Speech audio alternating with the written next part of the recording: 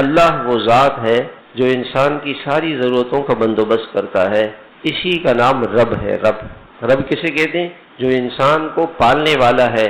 پالنے کا مطلب یہ نہیں کہ صرف کھلانا، بلکہ اللہ تعالیٰ انسان کو کھلاتے بھی ہیں، پلاتے بھی ہیں، اس کے ہوا کی، پانی کی ساری ضرورتیں پوری کرتے ہیں۔ پھر انسان کی جسم کی ضرورت ہے، اس نے کھانا اندر ڈال دیا، اس کھانے کو اس کے اندر پروسیس کر کے، اس پر محنت کر کے اس کو غذا بنانا، اس کو جسم کے لیے طاقت بنانا، خون بنانا، اور جو فضلہ ہے، جو نجاست ہے، اس کو باہر پھینکنا، یہ کون سی مشینری کر سکتی ہے؟ کوئی مشینری ہے؟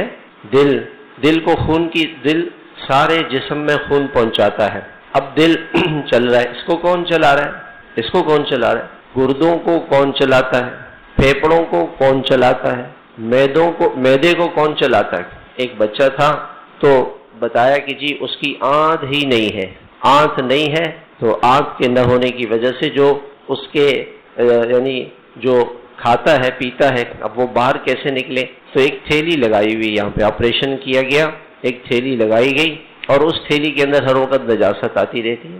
اللہ کا کتنا کرم ہے کہ اللہ تعالیٰ نے ہمارے معدے کا، آنتوں کا، جگر کا، مثانے کا اور دل کا، پھیپڑوں کا ایک نظام اندر اللہ نے چلایا ہوا ہے۔